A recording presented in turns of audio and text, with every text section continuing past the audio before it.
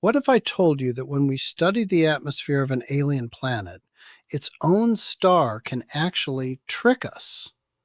NASA just started science observations with a new space telescope called Pandora, and its job is to help us solve exactly that problem.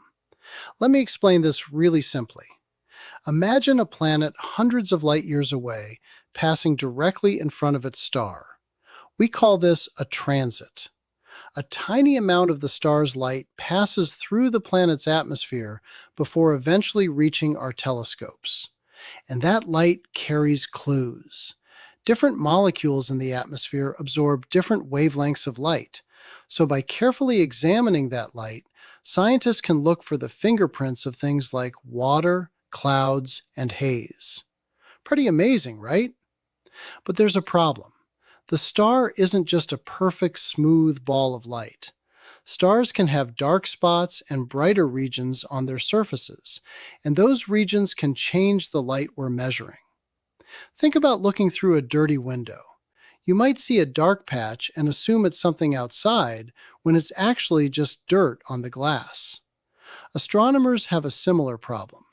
Something we think we're detecting in an alien planet's atmosphere might actually be caused, changed, or hidden by activity on the star itself. And that's where Pandora comes in. Pandora watches the planet and its star at the same time, using both visible and infrared light. That gives scientists much more information about what the star itself is doing, so they can separate the star's fingerprints from the planet's fingerprints. During its first year of science operations, Pandora is expected to study at least 20 known exoplanets. And it doesn't just glance at them. Pandora plans to observe each target 10 different times, with each observation lasting about 24 hours.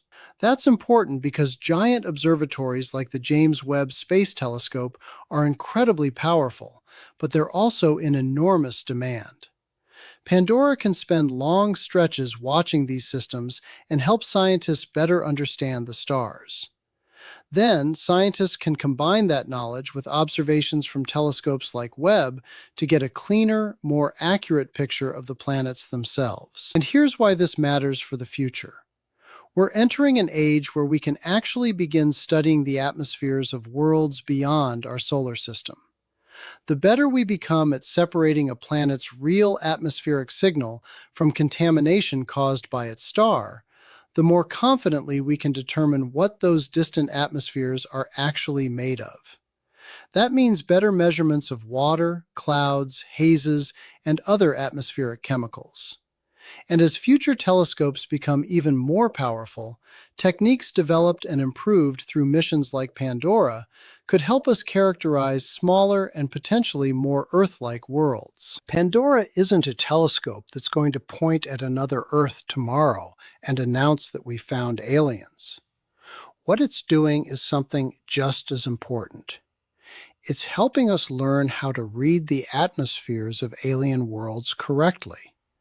Because before we can understand what's written in the light from another planet, we have to make sure we're reading the right message.